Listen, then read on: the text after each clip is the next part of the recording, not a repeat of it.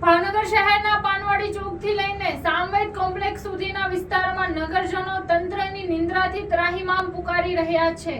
રસ્તાની ખરાબ હાલત, પાર્કિંગની અછત અને રખડતા કૂતરાઓના આતંકથી લોકો પરેશાન છે. ભાવનગર શહેરમાં રોડની સમસ્યા હવે લોકોના માથાનો દુખાવો બની ગઈ છે. શહેરના અનેક વિસ્તારોમાં તાજેતરમાં નાખવામાં આવેલી ડ્રેનેજ લાઇન બાદ રોડનું પુનઃનિર્માણ ન થતા લોકો ભારે મુશ્કેલીનો સામનો કરી રહ્યા છે.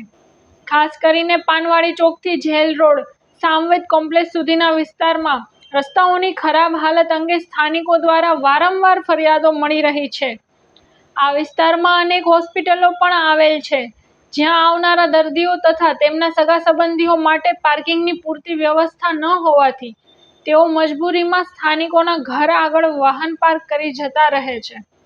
સ્થાનિકોના કહેવા મુજબ ઘણા વાહન ચાલકો મુખ્ય દરવાજા સામે અડચણરૂપ વાહનો પાર્ક કરી જતા હોવાથી આવન જાવનમાં મુશ્કેલીઓ ઊભી થાય છે.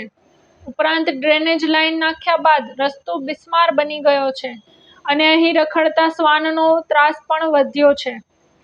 રહીશોના આક્ષેપ મુજબ વડાપ્રધાનના આગમન પહેલા શહેરના રસ્તાઓ, પાર્કિંગ વ્યવસ્થા અને રખડતા પ્રાણીઓની સમસ્યા તો રોજ દૂર કરી દેવામાં આવે છે, પરંતુ સામાન્ય મતદારોની સમસ્યા હલ કરવા માટે કોઈ આગળ આવતું નથી.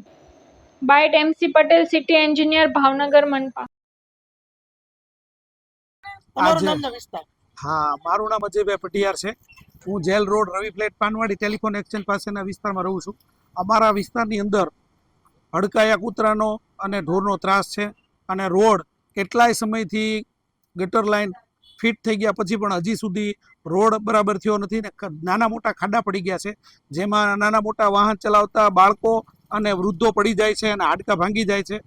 તો હવે મારી એવી નમ્ર રજૂઆત છે નરેન્દ્ર મોદી સાહેબને કે તમે એક આંટો મારા વિસ્તારમાં મારો તો મારા રોડ રસ્તા સારા થાય. કેમ કે અત્યારે તમારા આગમનથી જે રૂવા રોડથી ચાલુ કરી અને ઠેઠ આપણું ગેધરિંગ ફિલ્ડ એટલે કે જવાહર મેદાન સુધી જે સરસ મજાનો રોડ બન્યો છે, તો તમારી હાજરી જો અહીંયા આવે તો જ રોડ બનશે. ત્યાં સુધી મહાનગરપાલિકાનું પેટનું પાણી હલવાનું નથી. તો મારી તમને નમ્ર રજૂઆત છે કે હે મોદી સાહેબ, તમે પધારો અને અમારા રોડ રસ્તાનો ઉકેલ લાવો. દિશિતા દોશી, હું પાનવાડી એરિયામાં રહું છું. મારી ફરિયાદ એટલી છે કે રોડ બહુ ખરાબ છે, રસ્તાઓ, અને લગભગ 6-8 મહિના થઈ ગયા છે ડ્રેનેજનું કામ કર્યા પછી. એટલે બહાર નીકળવું, આવવું જવામાં થોડી તકલીફ પડે છે. એના હિસાબે કમરનો દુખાવો થઈ ગયો છે અને વ્હીકલ હાવ ટળી ગયા છે. ત્યાંથી કેટલો રસ્તો ખરાબ છે? સામવેદ હોસ્પિટલથી આપણે બજરંગદાસ હોસ્પિટલ જઈએ એ આખો રસ્તો ખરાબ છે અને ત્યાં આગળ કૂતરાનો બી એટલો બધો ત્રાસ છે.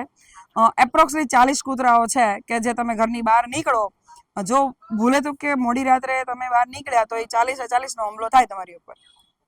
પાર્કિંગની પણ ક્યાંક ફરિયાદ છે આસપાસમાં? પાર્કિંગ? હા, પાર્કિંગની બી વ્યવસ્થામાં બહુ પ્રોબ્લેમ થાય છે, કારણ કે હોસ્પિટલ રહ્યા એના કારણે હોસ્પિટલમાં દર્દીઓ આવ્યા હોય તો બધા 4 વ્હીલ ગમે ત્યાં પાર્ક કરી દે. એવું બી નહીં કે અહીંયા દરવાજો છે તો દરવાજામાંથી કોઈને બહાર નીકળવું હશે.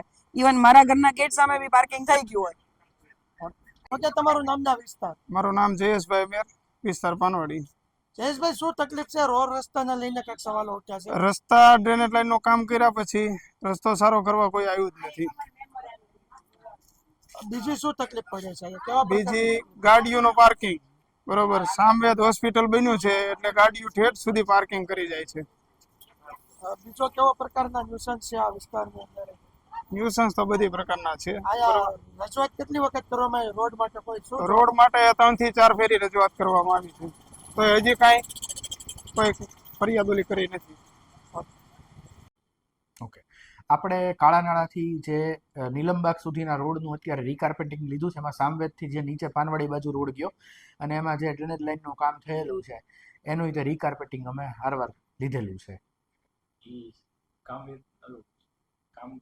એનું અત્યારે હાલ ઈ કામ ટેન્ડર લેવલે છે, એટલે ટેન્ડર થયેથી કામગીરી કરાવવામાં આવશે.